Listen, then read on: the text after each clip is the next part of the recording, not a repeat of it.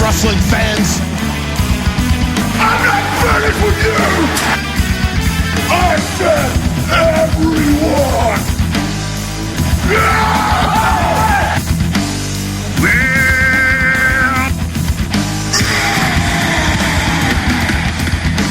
That is so profane, Dana, and rude. Ask me what I think about Titus. What do you think about Titus? He's a big guy. Wrestlers. The new face of America wants you to do your job, Tom. All right, I'll do my job, JB. Now, this is Tommy Stryker, and this is the Best Pro Wrestling Podcast, where we talk about the best pro wrestling in the world. Joining me is Taco. What up? Joe is here as well. What's up? And, of course, it is another week, and... What a week it's been. So much to talk about. We do have a lot to talk about. I want to welcome a lot of the new listeners to the show. Check out bestprowrestlingpodcast.com for all the back episodes. Go on to iTunes, rate, review, and subscribe if you like the show. Tell people about the show on social media at BPW Podcast on Twitter, Facebook.com/Best Pro Wrestling Podcast. Help spread the word and tell everybody about our awesome show. Now, last week we recorded this show, and then we recorded Strong Honor immediately after and did 2 solid hours of insane podcasting. We are not doing that this week. Oh. Joe was visibly dragging ass by the end of the night. It was a very late night for Joe. We're going to keep it. We're just going to do this show this week, and I'm going to do Strong Honor probably by myself, but maybe I'll call one of you guys up on the phone. Maybe we'll do it Thursday or Friday. Not sure yet, but I do wanted to get into a little bit of the news before we get into anything else. We have quite a bit of news for you.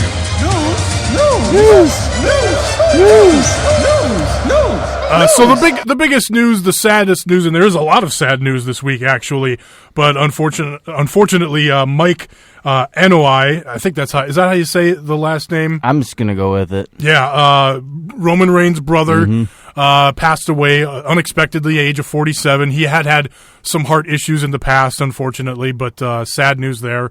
Roman off of TV this week. Sounded like he was probably going to be off selling the injury angle from the big Braun Strowman hubbub last week, but sad stuff there. Speaking of Roman Reigns, and this is kind of getting off on a tangent here, but I listened to the podcast he did with Jericho like the week before WrestleMania. Okay. Boy, he comes off cool as a fucking cucumber on there. Right? He is just a cool fucking cat. I want more of that Roman on TV. Think about when he was cutting promos, when he was more laid back, chill, fucking everyone was digging him, and then when you get force-fed him, it was like, no. Yeah, I'm curious to see how now that I've listened to that podcast, though, I wonder if I'm going to feel differently now when he comes back on the TV. You know, it depends, but I don't know. We'll get into more Roman later. I want to stick with the news right off the bat here. Dash Wilder injured, broke his jaw over the weekend at some live events, some house shows. Unfortunate there, so he'll be out for a couple of months. It sounds like they're saying 8 weeks. So back in time for big summer stuff, I guess. But kind of sucks, you know. You just get called up, you're getting the big hubbub on TV, and boom, you go down right away. Well, they were over too. Yeah, well, and I was worried about the same thing with Finn Balor last week with the juiced up ginger concussion to the face, and but apparently Balor passing the concussion tests and having doing minimum. He didn't do a lot, but he had that little match on Raw. So I was very, very relieved to see Balor, because Balor is one of my favorites. And to me, some of the saddest news of the week is the Shibata story. Now, we didn't talk about the Shibata-Okada match on this show last week. We talked about it a lot on Strong Honor. And we talked a little bit about the Shibata injury situation, but we didn't have all of what's come out, basically. We know more now. So if you haven't heard, Shibata and Okada had this amazing 5-star match at the Sakura Genesis show for the IWGP Heavyweight title. Amazing match. Yes. Great match. In the match, Shibata does one of the moves that, I don't know if he's famous for it, but it's the spot that he pulls out once in a great while, where he'd headbutts a guy. He does it in this match. The match didn't need it. At the time of me watching the match, I almost thought it was maybe a worked headbutt until I saw the trickle of blood coming down his forehead. And I've watched the match back a couple of times, and I'm just so saddened over the situation. So after the match, they take Shibata to the hospital. They say it was a subdural hematoma, which is a really bad blood injury. Clot between the brain and skull, I think it was. Yeah, and you can get them elsewhere on the body, but getting this on your head is bad times. Anywhere near the brain. Yeah, I think Benoit, I believe, was known to have it. Dave Mirra, like a lot of these guys with these major brain traumas are known to have it. So there was that, and then it came out later in the week that doctors in Japan are saying it's very unlikely that he will return to the ring as a wrestler. And Meltzer from The Observer reported that, and he said that there's still a small possibility that this could be a work. And the biggest part of my personality is hoping that it's a work, but I'm not optimistic when The Observer and other news sources are talking about it's likely a career-ending injury. And so I watch that back, and I see that spot, and when we talked about the match, I almost forgot to bring it up, right? Because the news hadn't been that crazy about it yet. But because the match didn't need that spot. The match told the story of a guy who's a great wrestler versus the current champion who's been an unstoppable force, and how this great wrestler was out wrestling Okada, and Okada was doing heelish sort of tactics just to get an advantage, bailing out of the ring, not breaking clean, things that he's usually does in his matches. So the match itself was fantastic, told a great story. And now when I watch that shoot headbutt, and I see that blood running down his head, I'm just like, that's like your wrestling soul escaping your body. It's just like, it's the end. It's such an iconic looking thing, but it's just it's at the same time so unnecessary. And it's just like, God, that's it. That's it. That match was, after that match was over, it was so great. And yeah, he lost, but I'm left thinking, my God, this guy is over. What an amazing match. Think about, we've got the G1 coming up. We could have awesome intercontinental title matches. He could go back to the never open weight title. So many possibilities as a fan were running through my head. And it is so disappointing to hear about an injury like this. Now, I'm not one of these guys that comes out and says, well, you absolutely shouldn't do this, shouldn't do that. Chair shots to the head, shoot headbutts. I'm not a fan anymore. I've never been a big fan of that kind of stuff anyway. But I subscribe a bit to the idea of do stuff to get over, and then once you're over, settle the fuck down. But you shouldn't. Shibata never had to do shoot headbutts. He was always a guy that was getting over, and so he never had to go here. I didn't he had think the skill set, and it's sad to hear. Like I just got to experience him, honestly, less than a year ago. I've been introduced to this guy, and now I'll probably never see him in the ring again. Right, and yeah, for me, just following New Japan more closely over the last couple of years, especially the last year on this show, just because I enjoy it, and I like talking about it on the show. It's just the guy; he's literally my favorite wrestler right now. Woo, Davari!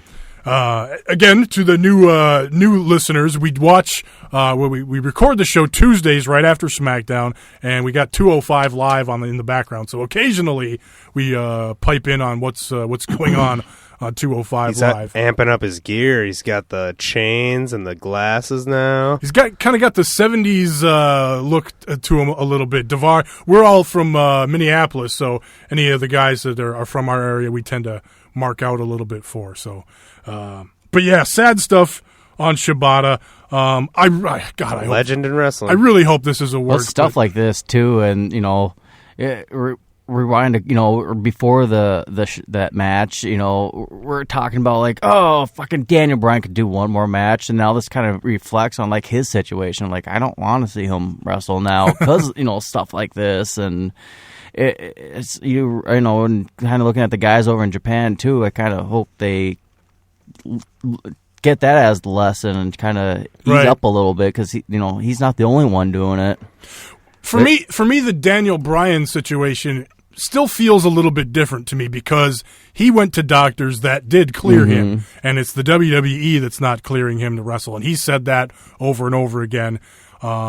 And for me, I don't know. And maybe but it makes you think though. Like they're saying it for a reason. Well, I mean, yeah, they don't want look how much liability. money he's only been making. Right. And then WWE doesn't want the liability, and just because they know of his concussion history, and he's gone on record in his book. He said how he's lied about having concussions in the past so he can keep wrestling. So that's all of them, though. Right. That's the thing. So. Yeah, it's tough. Don't do stuff to the head. It's a worked sport. You can do worked headbutts all day long, and they work just as well. So I don't know. Anyway, to end the news segment, let's end it on a slightly cheerier note. We didn't talk about last week I guess news coming out that Ambrose and Renee Young have revealed that they are married. In fact, Ambrose had the little taped ring on his finger during the match that he had last week, and then. People were kind of giving Renee Young a tough time on Talking Smack, and then she sent out a tweet last week. So a happy note to end the news. Yeah, good for them, and not making it a big fucking spectacle. Right. Well, I imagine it's probably going to be a thing on Total Divas at some point. So that's probably they probably got Total Divas to pay for the wedding. So good for them. I think what I read was they did that one like quick family friends kind of thing, but I think they are going to do it like a total Total Divas one. Sure. Well, why wouldn't they? They're on the reality show. Get that money. Let's change the subject. Get into some Monday Night Raw. Change the subject.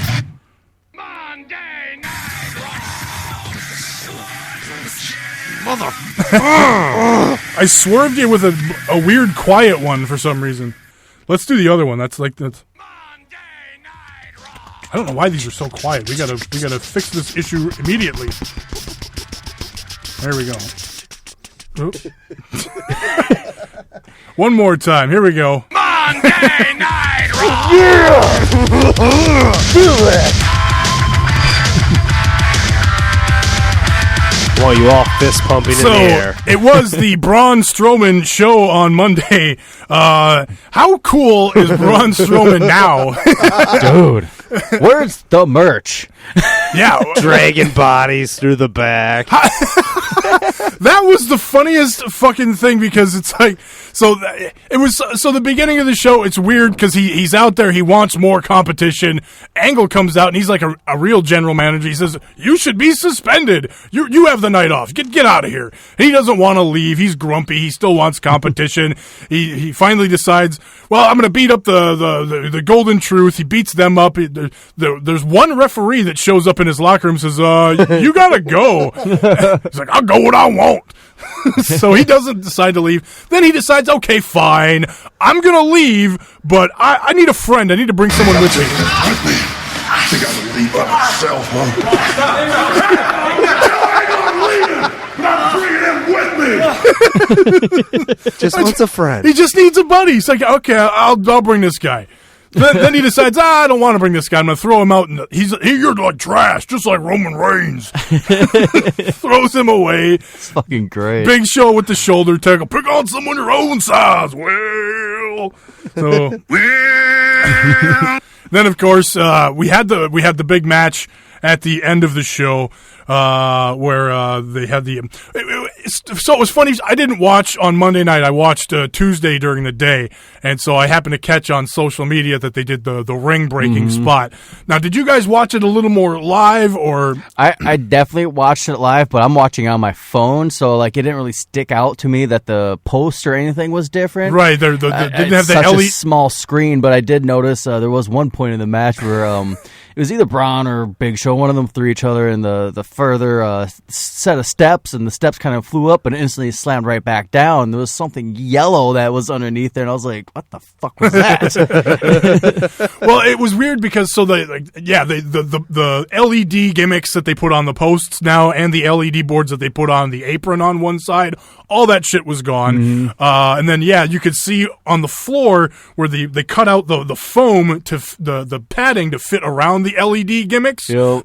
There was a big hole there because obviously the LED gimmicks weren't there. And so there were little clues like that you notice something's weird here going on throughout the night. And then once you find out, okay, it's Strowman versus Big Show as the main event. And then, what was it, like 2 months ago, they did this same match, and then the whole show they're talking about, we need to reinforce the ring. We got to reinforce the ring. Every segment they come back. This week it was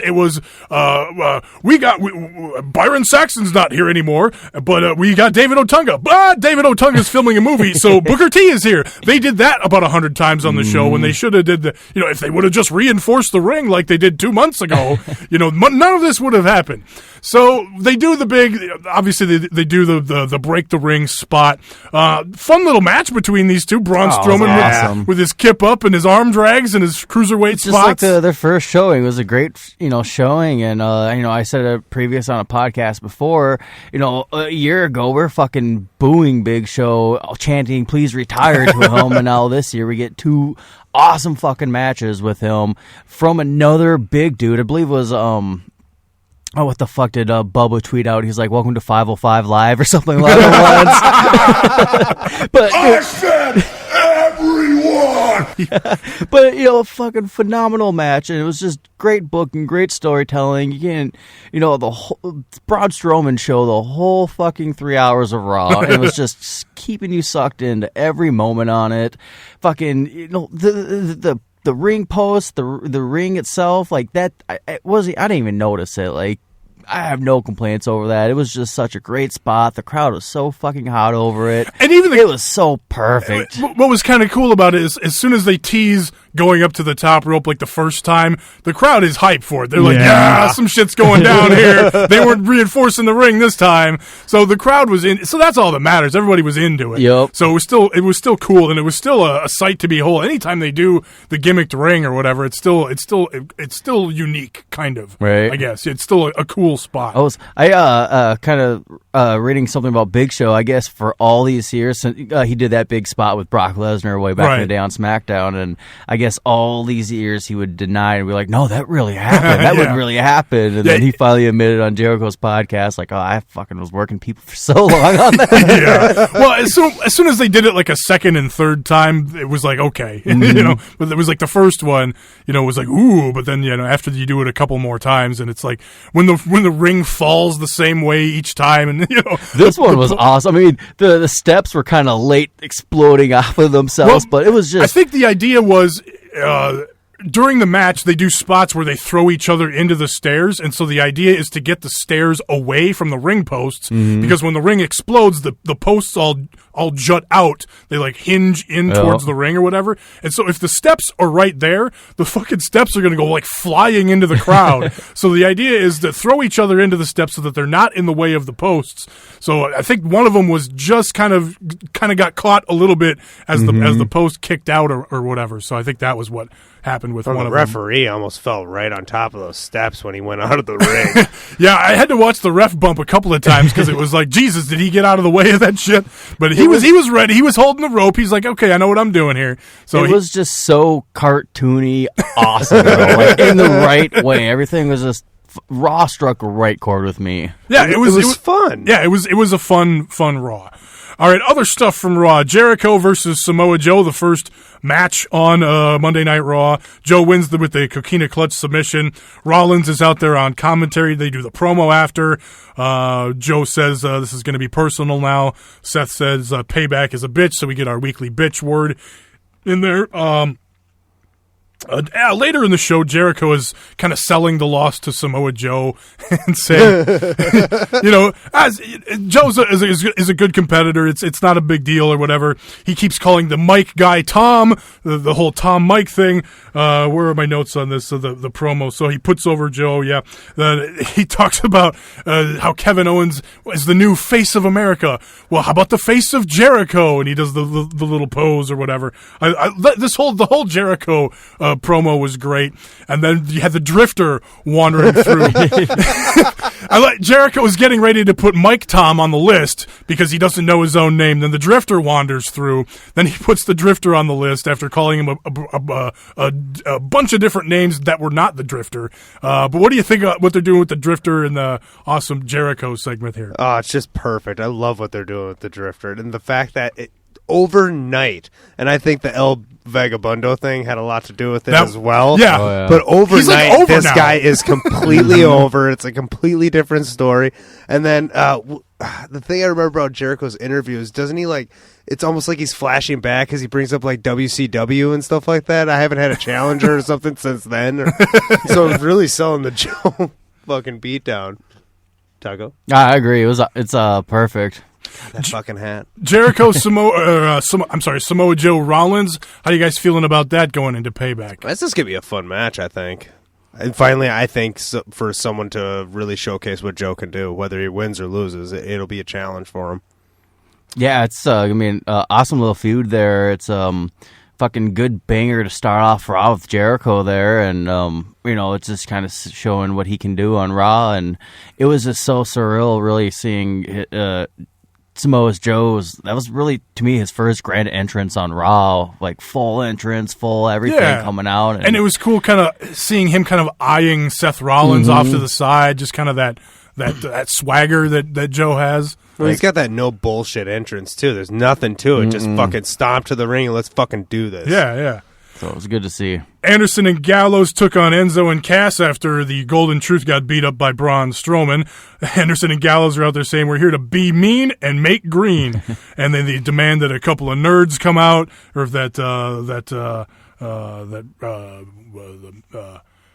Angle. They demand that Angle go find them a couple of geeks to fight. Enzo and Cass come out. Anderson and Gallows get the win by bouncing Enzo off the top rope and getting a roll up. So Anderson and Gallows continuing their momentum forward there.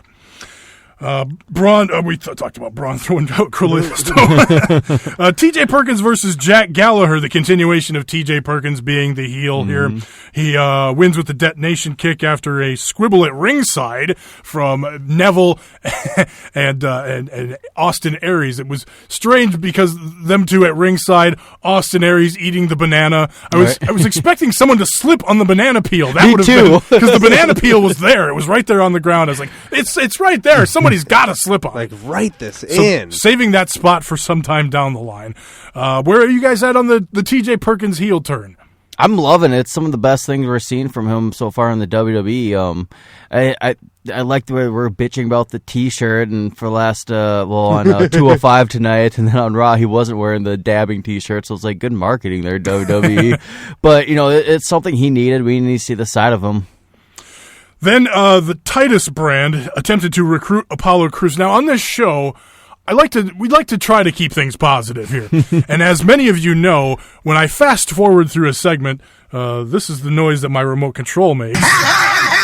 But I was very tempted to fast forward, but I did watch this entire thing, which was very awkward because it started off, again, we complain about these awkward skit backstage segments where Tozawa and Apollo Crews are talking for no reason and it's weird. And then because Titus shows up, Tozawa's just like, I guess I have to leave now. Weird, bye, and then he just leaves for no. It was just so awful and awkward. But I did like Booker T on the show talking about Titus. Ask me what I think about Titus. What do you think about Titus? He's a big guy. That's all you need to know about Titus. So. See the new big guy.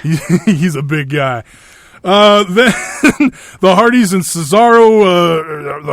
Cesaro and Sheamus did their little promo and had their match. The promo wasn't that interesting. I did like Hardy kind of being normal, but then working in a little weird word once in a while.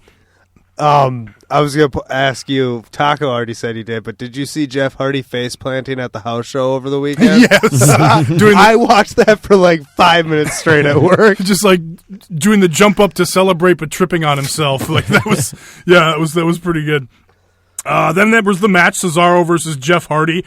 Jeff Hardy getting the win with the twist of fate and then the Swanton bomb off the top. Fun match. It was an awesome fucking match. Yeah, and it was brought to you by that fucking owl, Zizal.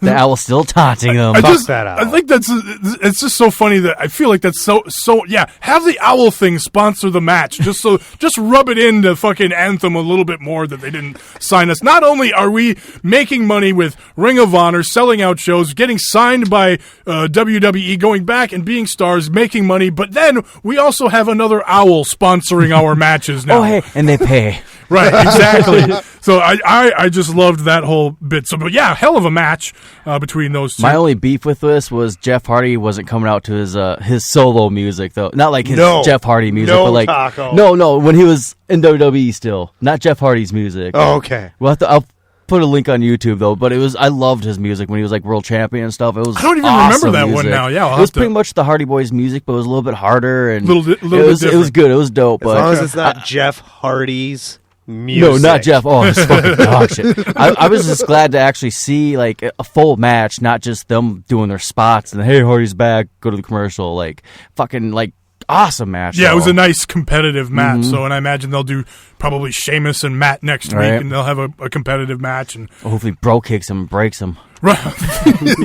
Yes, that would be amazing. Actually, it's so fucking weird though. Like Matt Hardy in an interview, it's like, how Hardy Boys? How do you like being back in the WWE? And I'm expecting like, oh, I know it was it's weird like, seeing him talk normal. Oh yes, we're extreme. Mm-hmm. How hard was that to break? Shit. And then but I like the little thing where he just slips in like a word, like delightful or whatever. Was it Utah that showed me he goes from like Team Extreme to Broken to Team Extreme again on the well, even at ringside during the match, he's like calling him Brother Nero, and he's like almost doing the full gimmick at ringside, just mixing. Oh, he was dual tweeting too and everything, being subtle enough, but yeah. So then we had Sasha versus Alexa Bliss versus Nia Jax versus Mickie James in a 4-way #1 contenders match. Alexa Bliss gets the win after Nia hits her Samoan drop on Sasha, and then Bliss gives the boot to Nia and gets the win. This was a decent match here. We got I like Bliss as a #1 contender. Bliss versus Bayley should be hometown I like how too. I like how she won it too. That was just awesome way to end it. WWE breaking the mold a little bit, letting the hometown people win. Then Balor versus Hawkins, talked about that a little bit. Good to see Balor back. Simple match. But, took a couple of bumps in there, so they're allowing him to do his thing. So he looked good, I thought. And not good news for Kurt Hawkins either, but whatever. At least he's on TV. He's doing stuff. Getting paid. Exactly. Yeah. Wyatt's Sermon to the Serpent thing, this is complete at this point. I watched it. I watched SmackDown. I'm like, Bray Wyatt just says shit that's not going to happen, and it's just like, I don't care.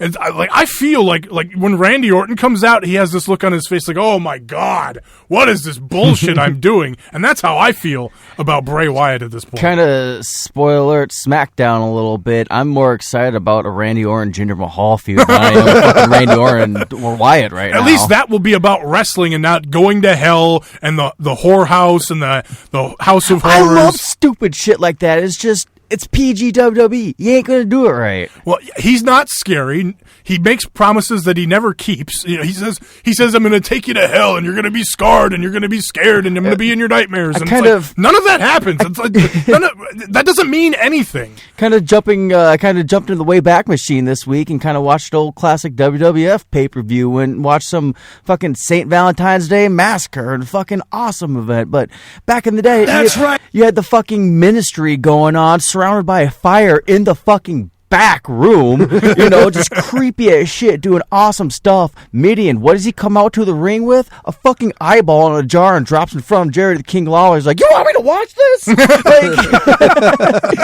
I want to see creepy shit like that. Coming from someone who was absolutely ecstatic about him winning the title, I am horribly disappointed with this whole setup. 100%. Well, I'm glad the title is back on Randy now.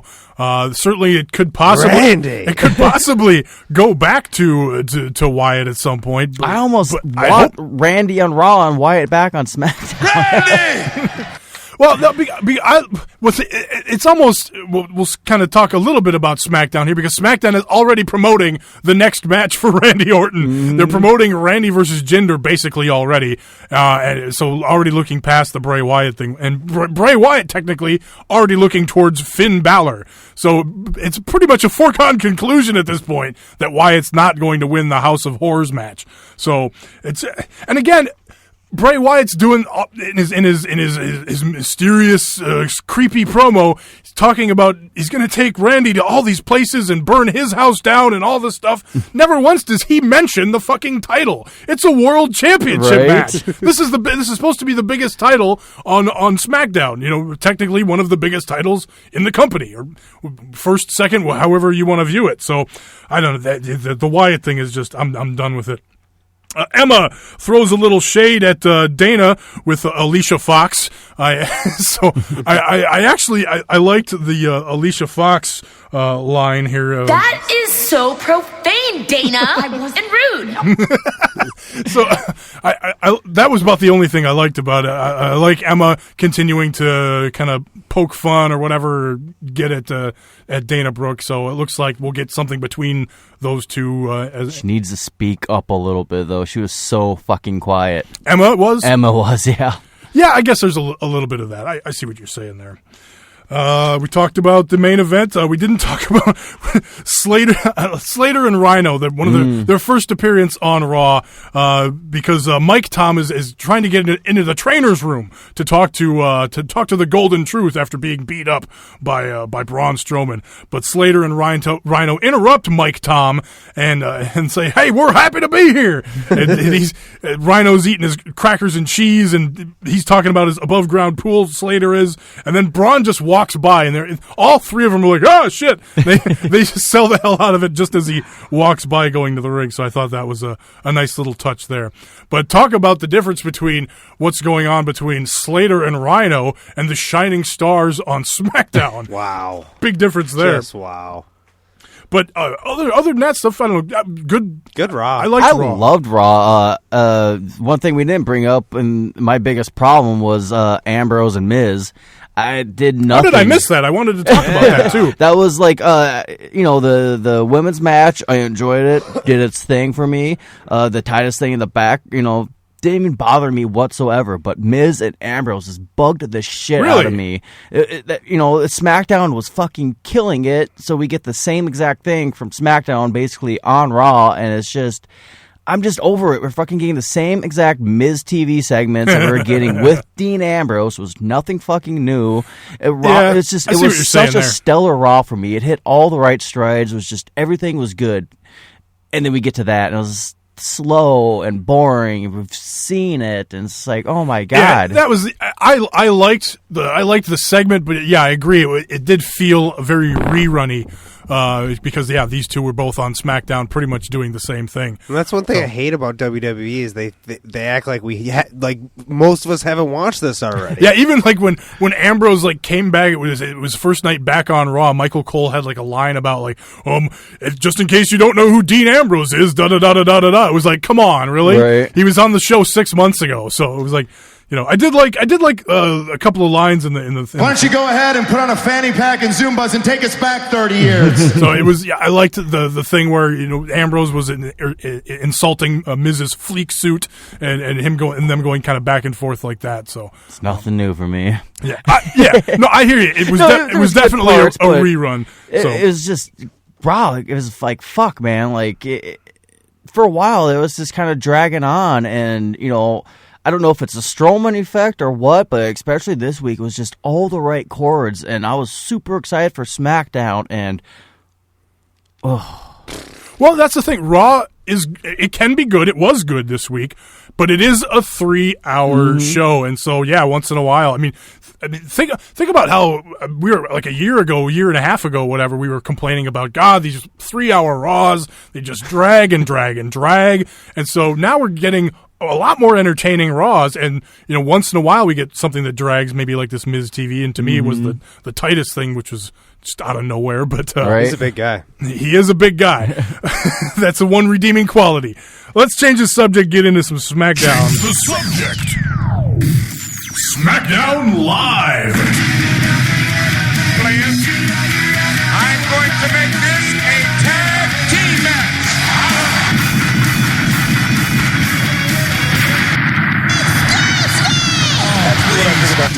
What do you think about Titus? He's a big guy. So Charlotte came out at the beginning of the show, said that she's the queen, she wants a title shot. Naomi says she ain't scared, let's have a fight now. They have a little scrap. Shane comes out, holla, holla, holla, and we're going to make it a number 1 contenders match so Charlotte can beat Naomi. There will be a title match for the women's title next week. Highlight of the show, actually, when I really think about it. The match? The match itself. Even the beginning, too. I just like how aggressive they made Naomi against Charlotte Flair. Charlotte Flair is always the aggressor against anybody. I like that setup. Yeah, that was that little brawl they had. They did the thing where it looked like Charlotte was standing tall or whatever after Shane makes the announcement, and then they attack each other. You think it's over, they attack each other again. So yeah, that was a nice little segment. And then the match was good too.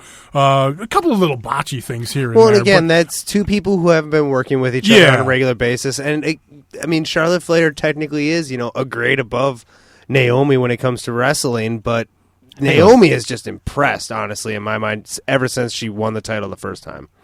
I think it's just a little bit of a size difference too between I think they under and overestimate each other a little bit on some of the moves. I think it's just a matter of chemistry and getting used to each other in the ring. I think they got the only way to go is up with these two as far as match quality. So I bet we'll get. I mean, they're going to work house shows probably all weekend, and we'll get a match next week that I'm sure will be great for the title. So good chance that Charlotte could win here. For the title next week. But the match this week, very good. I liked the finish where Naomi goes for the rear view. Charlotte counters with a swift kick to the back and then hits the natural selection for the win. So I thought that there was no interference, too. I was kind of worried about that the whole match with the little gang that got together there. That was really fucking weird. So, right after Shane Breakfast Club, right after Shane makes the match at the beginning of the show, Natty, Tamina, the other heels, Carmella, and the other broads, they all confront Shane, and then Natty has this brilliant idea. Hey, everybody, calm down. Let's go talk about this. So apparently they go talk about it, and their big idea is to confront Charlotte on her way to the ring and give her a shoulder bump. It's like, you really got in Charlotte's head. And so the whole time they're watching the number one the match to see if Charlotte can win this thing and become the number one contender. So it was, like you said, I was glad there was no interference, but it was like, what story were you telling with these heels? You shouldn't even. You can have. Leaves you wanting more, wondering what's going to happen, though. Yeah, not really. I guess, but to me, it just made the heels look like a bunch of idiots, especially Natty, who was like, "Let's go talk this out and figure it out." So apparently, she convinced them all to get along for a little bit, enough to just kind of confront Charlotte, and then shoulder bump her like, we're going to get in her. I mean, maybe that was the idea.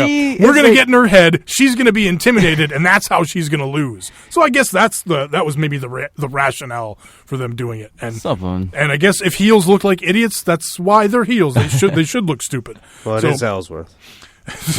Then it was Ziggler versus Sami Zayn versus Eric Rowan versus Luke Harper versus Jinder Mahal versus Mojo Rawley in a 6-pack challenge for the number one contendership for the WWE World Championship. The whole time I'd forgotten about the AJ Styles being the number one contender for the U.S. title at this point. It's weird because they're doing these number one contenderships kind of out of order. Like we're getting number one contenders, but there's going to be matches for the title before these number one contenders. They're in our pay-per-view for like 2 months, right? So, everything seems out of whack here, and I forgot that AJ was already the U.S. number one contender, and I was sitting there wondering, why isn't AJ in this match? Where's Ty Dillinger? Where's Shinsuke Nakamura? But now we got Jinder Mahal, Mojo Rawley. And great Eric Rowan, who's apparently Luke trying. Harper. Luke Harper, who is awesome. I too, Joe, you said I was rooting for him, man. Yeah, it was funny. We were jokingly rooting for Jinder. He was just dishing out hinder the Jinder. He was dishing out the concussions in the match. 4, 5, 6 concussions. Go Jinder. So we're fucking sarcastically rooting Jinder on, and lo and behold, he wins the fucking match with the Bollywood boys. Yes, the Bollywood boys with the assist. Jinder getting the win. That means we get 2 months of build-up. Well, I mean, like a month. I'm honestly not mad at it, though. To me, it's interesting. It's something different. And, he was getting major heat at the end, too, from that crowd when he did his interview. Well, he was doing the typical dumb American things, which WWE they were in Louisville, appears to be dumping down our throats right now. Just between him, Kevin Owens, and watching 205 Live, looks like they're doing some fucking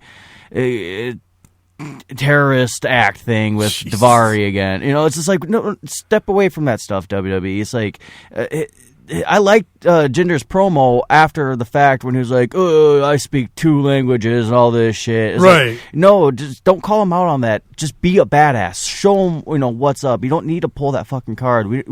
We've seen it. We're over. And Jinder already has heat. He doesn't. You don't have to do the cheap. I hate America heat. That's just stupid. He already has the heat, right? It's like you don't really see like Sheamus doing it, right? Well, he's supposed to be a babyface, but well, I mean, I'm just saying throughout his career though, it's just like right. He's a fucking neon white dude, so but he's still a foreigner. Just give him the same treatment. We don't need to see that. He looks like a fucking monster as it is. So yeah, I liked Jinder's little, aside from the anti-America stuff, which is, like you said, overplayed. Everything else he said I liked, as far as him being a heel.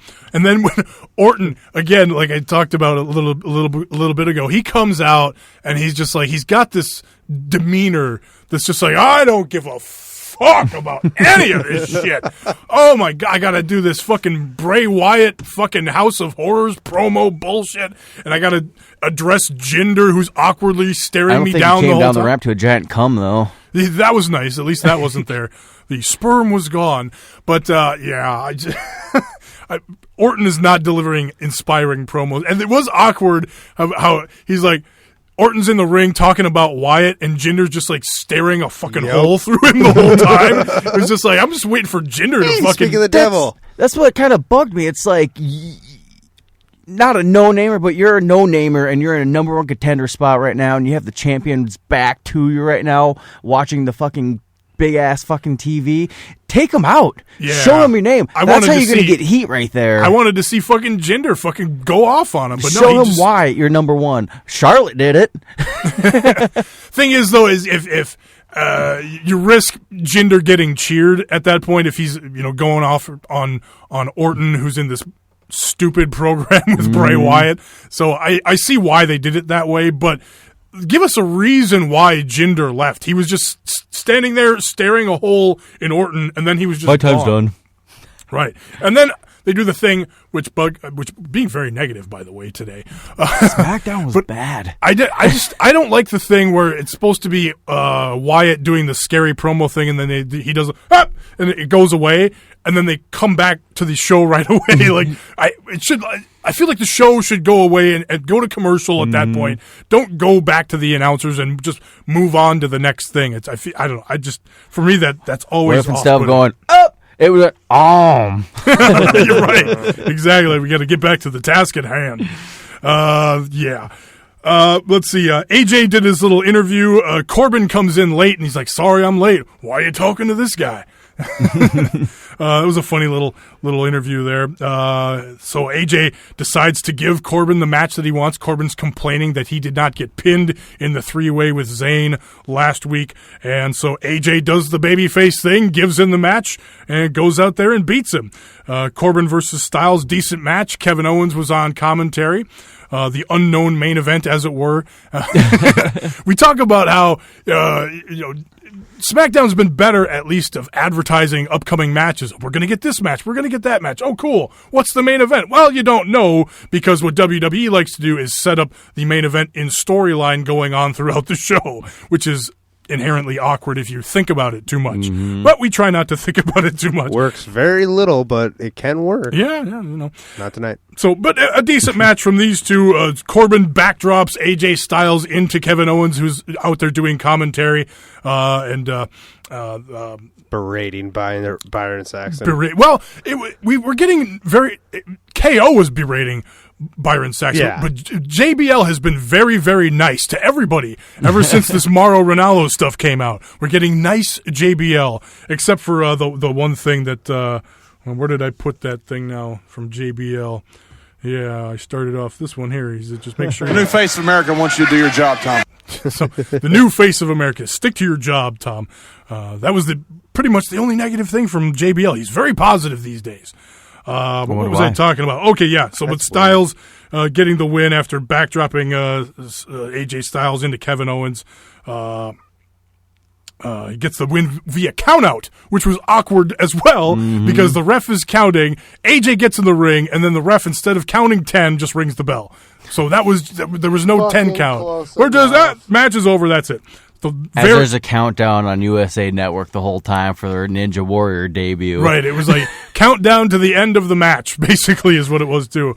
They left us with like a minute for some highlights, but that was a little strange.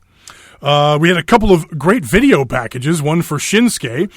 So that was our Shinsuke spot this week, a feature video on him. Again, great work. It was a great package. I love Shinsuke's package.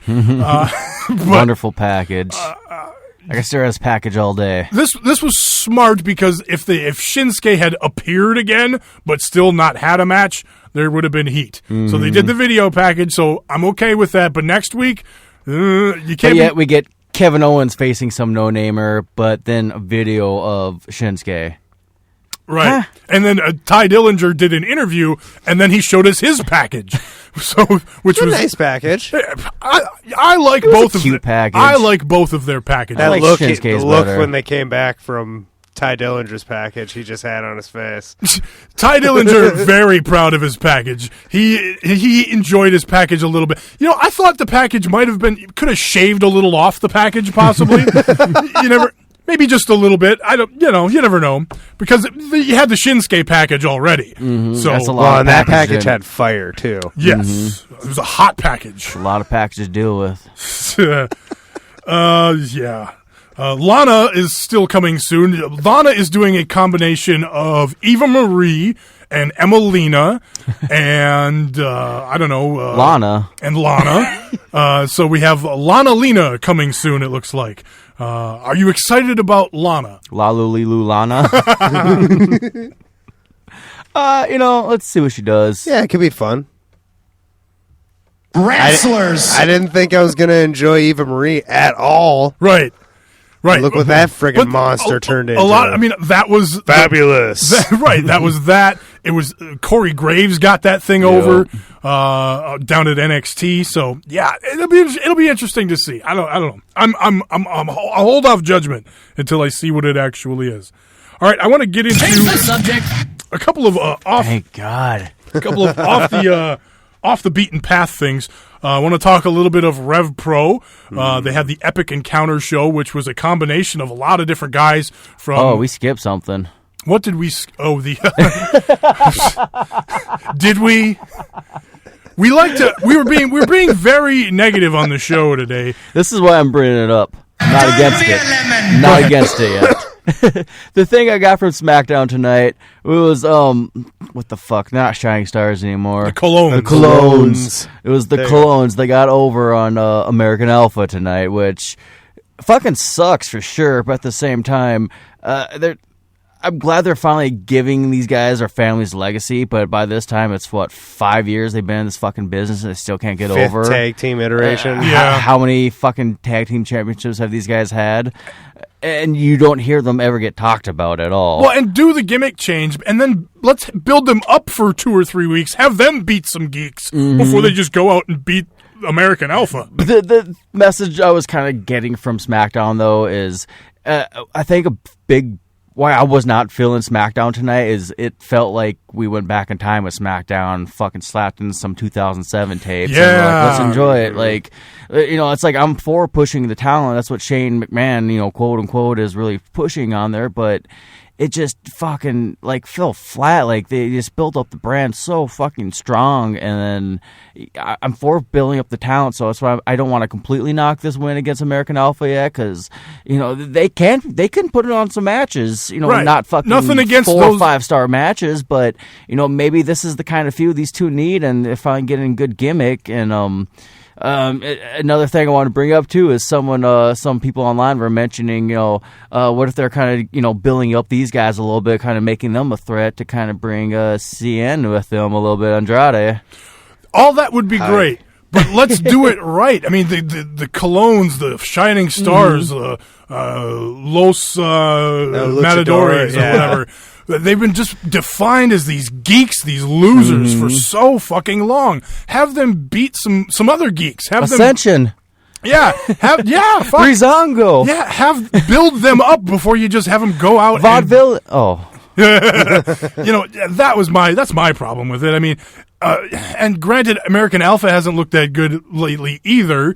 But they should look good. Who would have thought they would have surprised win over Randy Orton too? Though they're still in that same boat. Yeah. So it's just like I don't want to knock it yet. I do hope that they make these two look strong, and I hope they do become a threat in the tag division because they need it. The good news is that American Alpha is still over with us.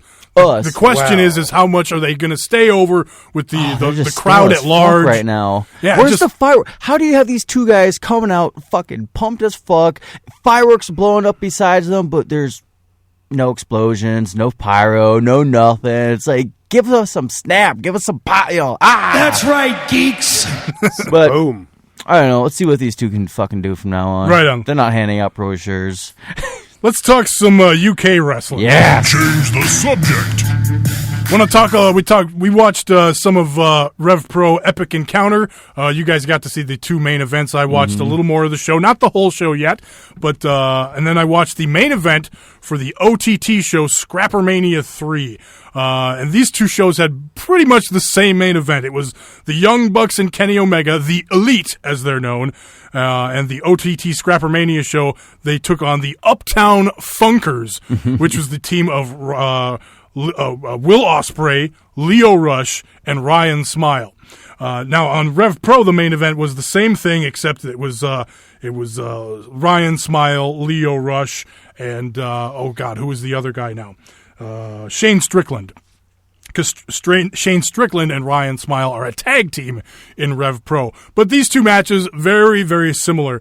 I want to talk about the over-the-top one first, the Scrappermania main event, the one that you guys didn't see, but because you guys saw the one on Rev Pro, we can kind of compare a little bit, because they were very similar. Now, first of all, the Uptown Funkers, they come out to that Uptown Funk song, the Mark Ronson song with Bruno Mars singing it. They come out and they dance and they do a routine and they have dancing women with them. And the crowd does a conga line around the ring and they do the entire song. The whole song is the entrance. Lio Rush is a new member of the Uptown Funkers because he's replaced Ricochet, who's out with an injury. So Lio Rush does this UK tour for Ricochet. So because he's a new member, he doesn't have the same matching trunks as Ospreay and Ryan Smile. So he comes out with his regular gear on. But then they said, wait, you got to get back there and put your regular stuff on. So he goes back and puts the new trunks on. Yes. So it comes out, they do the dance, all the stuff. Then, of course, the Elite come out, the Young Bucks come out first, then Kenny Omega. And so between the entrances and all the stuff and all the bullshit and the craziness going on, 12 minutes before the match even starts. Wow. So one of the fans at ringside has his own homemade super kick counter, which was awesome. So they cut to him throughout the match. At one point in the match, 4 guys miss dives and splashes and leg drops and elbows and whatever on each other. On the Rev Pro match, it was all 6 guys missing stuff. Then they all go for drop kicks, they all hit kip-ups, and then kind of do the standoff. So there was that spot in both matches. At one point, one of the Young Bucks is trying to get in the ring and trips and falls on his face. He gets frustrated, dives out of the ring, trips onto the stage, and says, "Fuck this, I'm going to leave." Now, in the Rev Pro one, he just stays on the stage. On the over-the-top Scrappermania one, he actually leaves. Oh. The other 2 team members go and get him, they bring him back out, and then the crowd chants, "Welcome back, welcome back." Which was hilarious. Then a minute, as soon as that chant dies down, they start chanting, "You still got it," because of the welcome back chant. So that was hilarious. A lot more energy for the Scrappermania main event. This was just a hotter crowd, a bigger crowd. This one was in Ireland as opposed to England, and just. Yeah, I don't know. I don't know why. It was just. So they were drunker. A lot, probably. Who knows? Oh, there's no disrespect there. They'll understand. At one point, one of the Young Bucks gets an opponent in a sharpshooter. Then in the Rev Pro match, all 3 of the Elite got the 3 of the other guys in sharpshooters. This one, just one of them does it, and then one of the other teammates goes and gets the microphone and hands it to him, and he starts cutting a promo with the guy in the sharpshooter. He says, I'm cutting a promo because Bret Hart's my favorite wrestler." So does that, promotes his T-shirts, stuff like that. Awesome. The guy escapes out of the sharpshooter. The microphone ends up getting passed around. Kenny Omega has the microphone. He's calling his moves as he's fucking doing stuff to Lio Rush in the match. So that was insane. Then Lio Rush, this was a great spot. He kind of gets in a little bit of a scrap with Ospreay and Ryan Smile, and he decides, fuck this, taking off these trunks. So he takes off the matching trunks for the Uptown Funkers. Then he holds up the 2 suites for the Young Bucks and the Elite, and they're all like, oh, is he going to join the Bullet Club? He's going to join us? He's going to do the 2 suite? So Lio Rush is holding up the 2 suite. Then all of a sudden the Uptown Funkers and Lio Rush start doing a dance. So he double crosses the Young Bucks and the Elite, puts the trunks back on. So yeah, fun stuff there. Triple double stomps, so all 3 of the baby faces hit double stomps off the top rope onto the heels. Then the Elite finally do get the win with the Meltzer driver into the one-winged angel.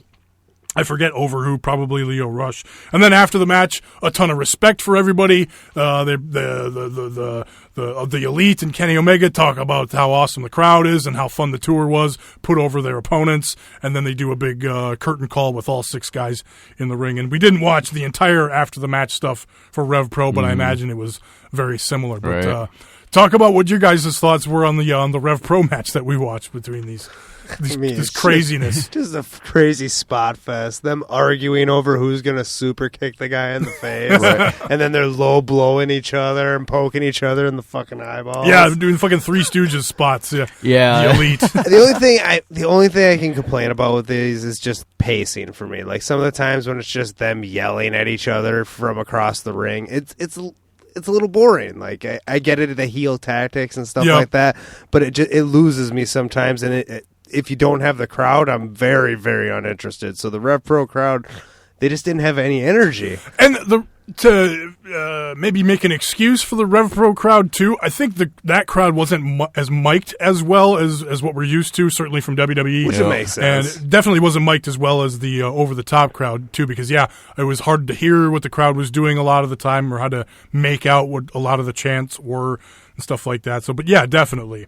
But this Rev Pro show, some fun stuff on the show. And Helico from Lucha Underground took on Jay White.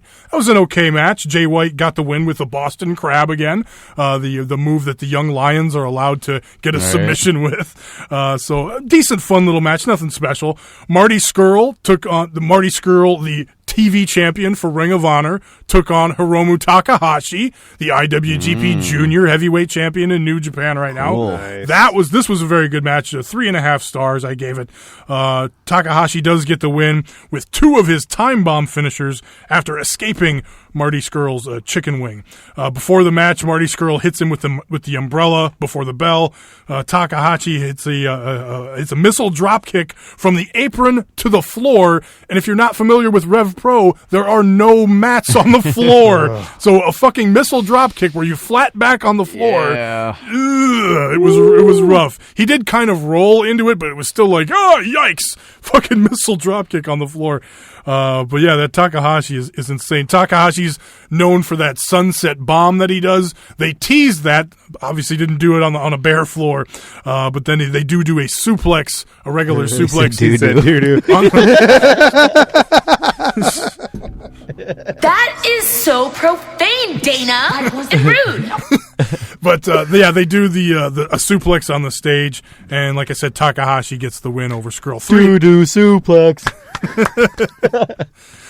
Then it was the Cruiserweight Unification match. The interim Cruiserweight champion, Josh Bodom, taking on the undisputed, I guess, Cruiserweight champion, Will Ospreay. They were calling him the undisputed champion, but hard to call him that when there is an interim Cruiserweight champion. Nevertheless, this was the unification match. I was totally expecting Will Ospreay to get the win here, but Josh Bodom got the win with his Bliss Buster after this guy named Gibson. Where is he? What's his name here?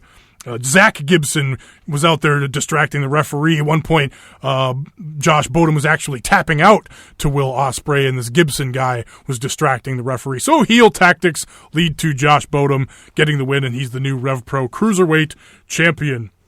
Then the semi-main for the heavyweight championship, even though we have 2 junior heavyweights in the match, it was Zack Sabre Jr. taking on Kushida of New Japan, former IWGP junior title winner. If you like mat wrestling, classic. Fucking technical, back and forth, not a lot of flying, not a lot of bullshit. This was just some straight up wrestling and back and forth and tactical stuff.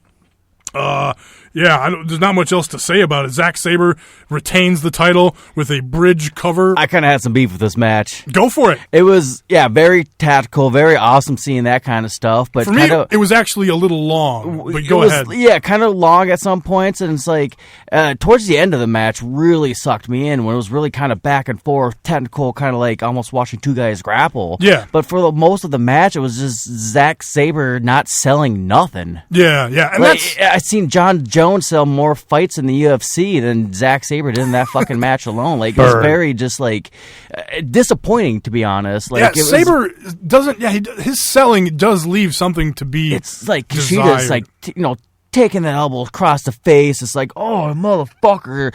Sabre's like, oh yeah.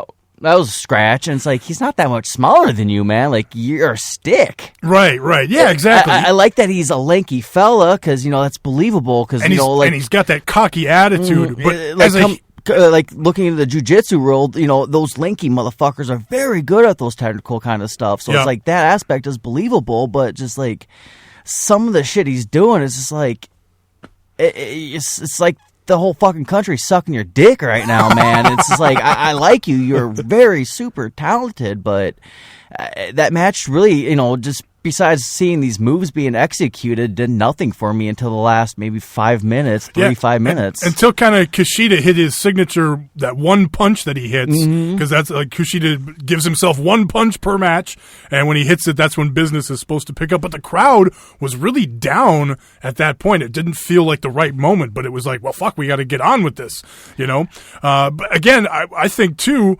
agreeing with you that with Sabre being the heel, the newest member of Suzuki Gun, being a heel in this match, definitely selling more would have helped, because he did in fact win the match in the end. It felt like he was being a little too dominant, and then getting the win, it was just like didn't make Kushida look good enough. Didn't seem like nothing affected him, and I don't know if I really honestly haven't seen too many Zack Sabre Jr. matches, so I don't know if that's generally how all of his matches are, but it's never stuck out to me like it did this. I don't remember that even from the Cruiserweight Classic, from the couple that we got from him. They were back and forth matches, right? still. But again, small sample size too. Yeah. So I think the more you watch somebody, I enjoyed it a lot.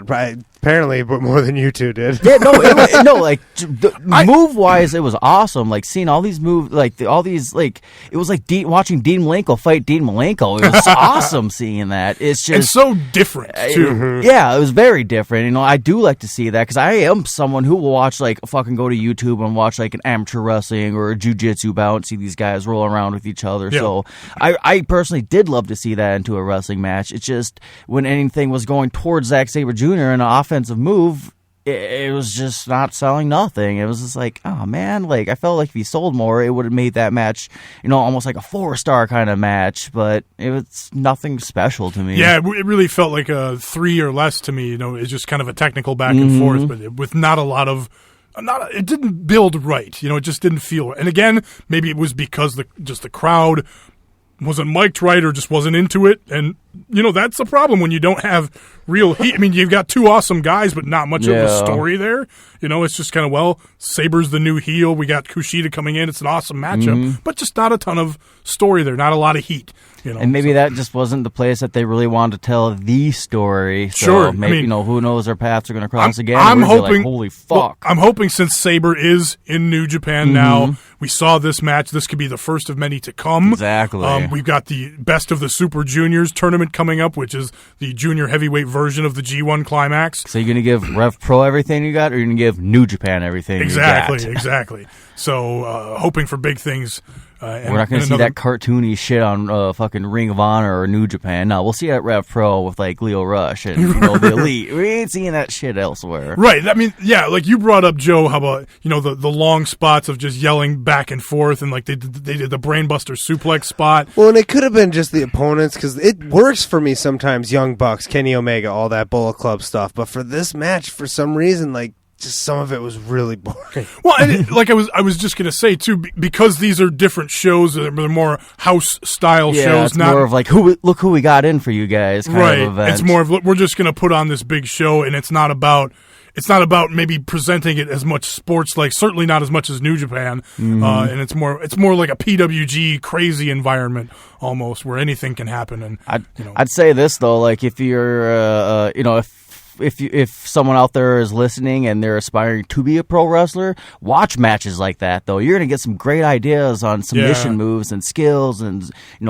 switches and just shit like that, where it's just like, yeah, watch matches like those. I really like this resurgence of kind of that old school British style. What Sabre is doing and what Jack Gallagher is doing and Kushida is doing more. Fucking Shibata was doing more British style in his matches lately. I think it was fucking Sven Seven. Trent Seven. What the fuck am I saying? Trent Seven. I think it was him that just tweeted out though. He was like 6 countries, 3 weeks, so many events. He's like, this is what we fucking do in the UK, boys. We're bringing it back. It's like, fuck yeah, it's that hustle we need in the sport again. Definitely.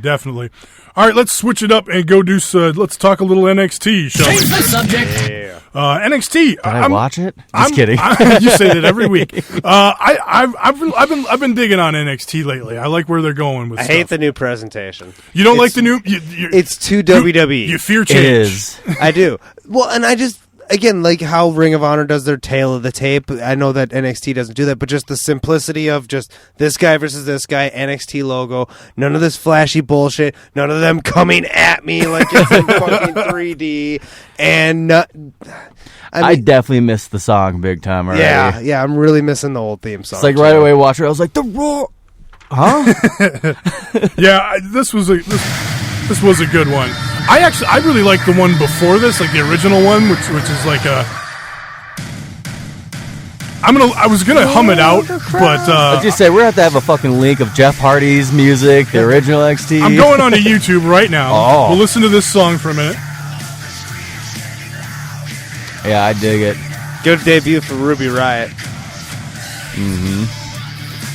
Original NXT theme song. I definitely hear what you're saying, though. It's just like even the championships are very like WWE-ish, but they do need to bring them to that next level a little bit. It's a little bit too sharp, too produced right now. Too HD. I forgot about. Give me 720p. I don't need 1080. I forgot about this one though. We don't want this. No, we don't want that either. Well, Joe, you jizz on the NXT Women's Championship and see what happens. I don't think I need to. This is great podcasting here now.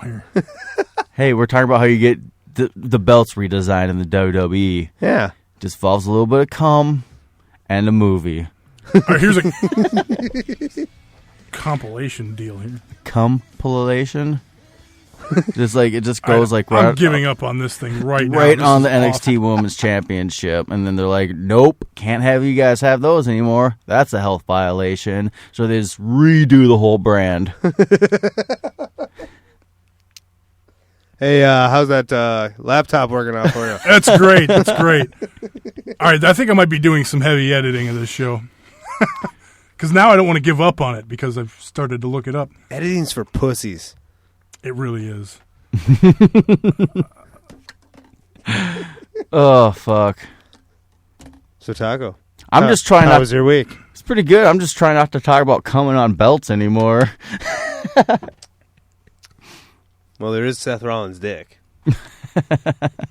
What about Ha Ha Clinton Dix? Don't forget about Ha Ha Clinton Dix. Ha Ha Clinton. Is that your new Twitter handle? Yeah, I think so. Ha Ha Clinton Dix. Yeah, spell that shit. It's C-H-G-H.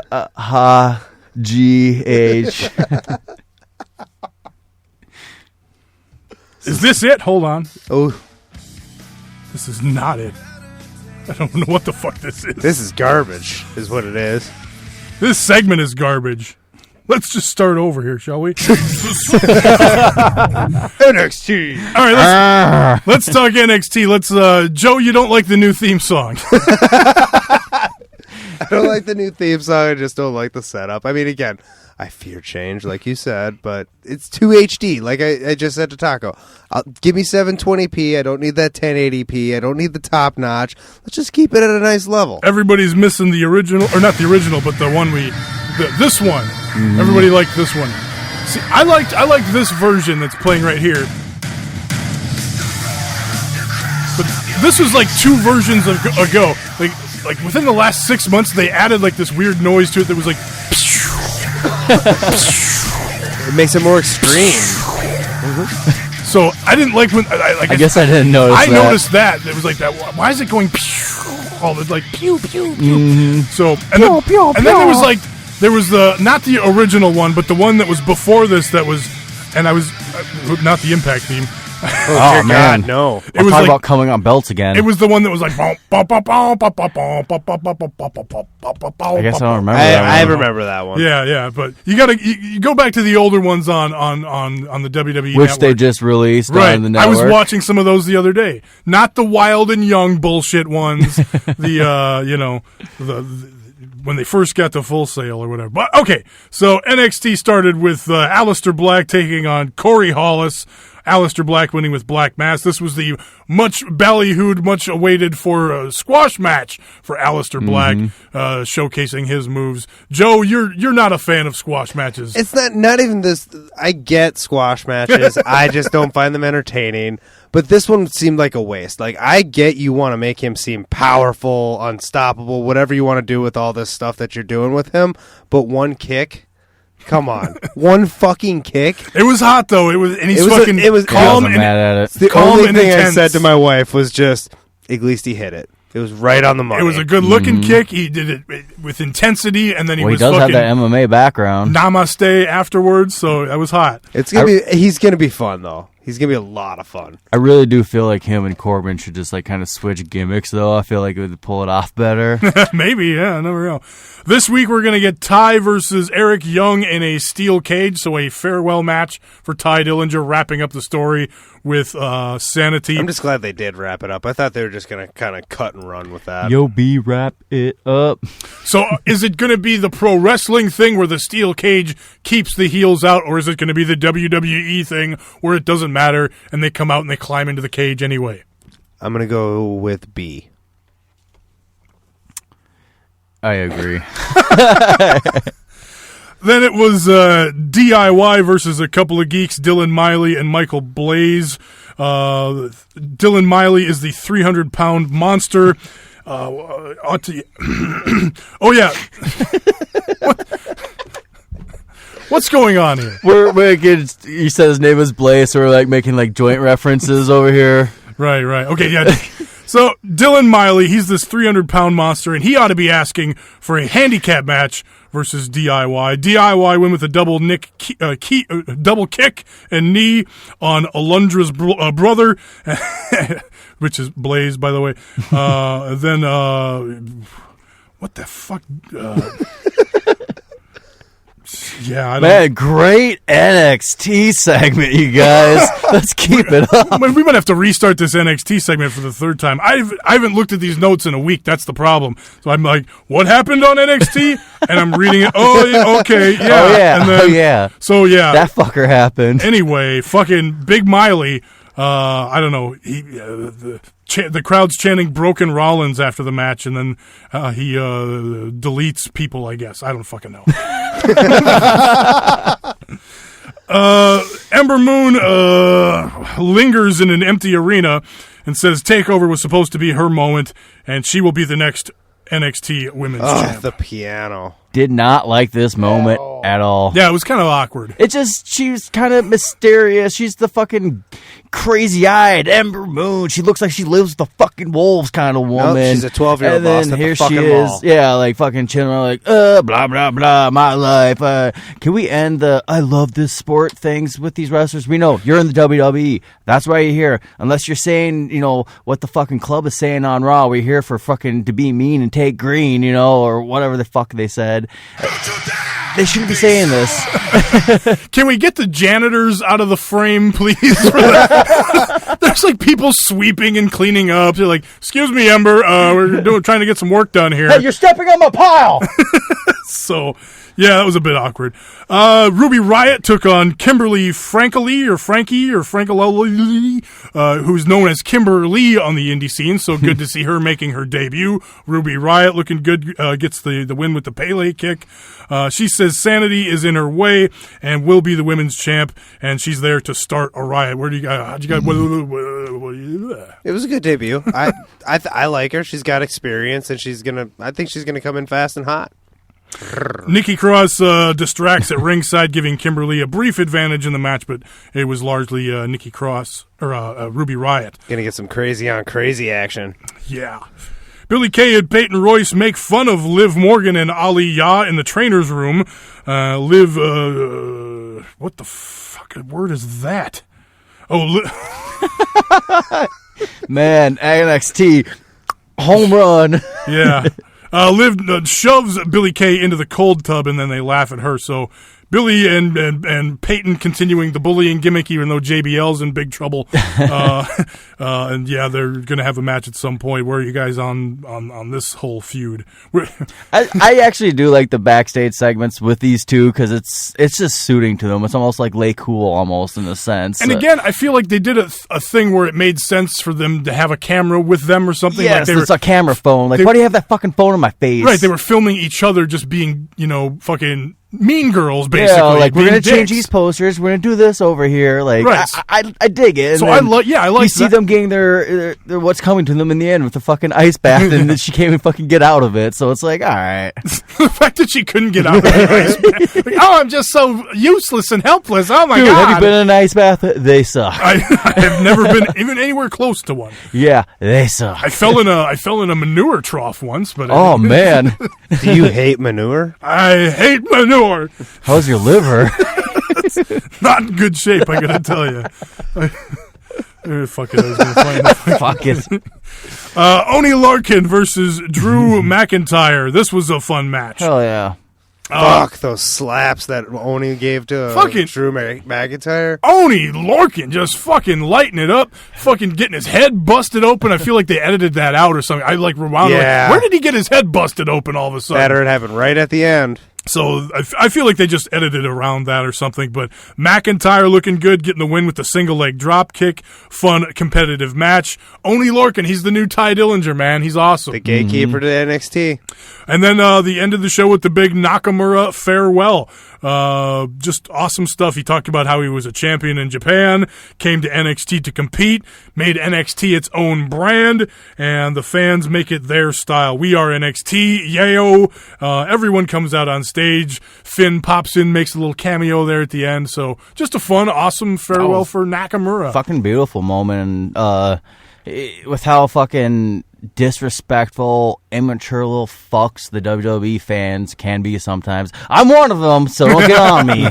But, they were so respectful. They're just seeing the emotions on everyone's face in the crowd, and you can just feel it, on your couch at home. And it's moments like that just makes you appreciate be a wrestling fan, and it's just to see where he come from in Japan, fucking Brock Lesnar days to what he became to Nakamura strong style to his run in NXT. So it's just that's part of the fucking anger on SmackDown as we would just want it, but we're gonna get it when the time is right. So it's something to look forward to. Definitely. All right, I think that's going to do it for this week.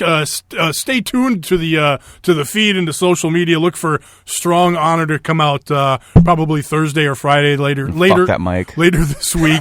That will come out. and we'll talk Ring of Honor on there, a little New Japan. We got some big New Japan stuff coming up to talk about, so look for that on the feed. In the meantime, that's going to do it for the show this week. Check out the website, bestprowrestlingpodcast.com. Look for the feed on your favorite podcast gimmick, iTunes, Stitcher, TuneIn Radio, Beyond Podcast Addict, whatever you listen to your podcasts on. Make sure you give us a 5-star rating, rate, review, and subscribe. Go to at BPW Podcast on Twitter, Facebook.com/BestProWrestlingPodcast. Email the show, BestProWrestlingPodcast@gmail.com. And follow me on Twitter at Tommy Stryker with a Y. Taco, where can people find dick pics of you? You can follow me on YouPorn at... oh, shit, wrong podcast. You can follow me on Snapchat, on Twitter at HGREV Taco. And you can pretend to follow Joe on Twitter at BWCHKABRWNCOW. Oh, but that shit's done. You can now follow me at Joe BPWP. Just think Joe Best Pro Wrestling Podcast at Joe BPWP. Ignore everything I said last week because I gave out the wrong Twitter handle for Joe. Send all the dick pics to this one. Yeah, all your Twitter handies. That's going to do it for the show this week. Bye. Peace. We had enough of you talking that flim-flam, that booty chatter.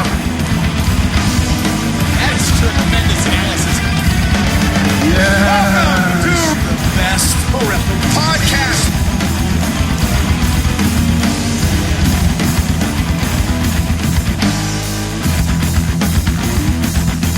What a week it's been. So much to talk about.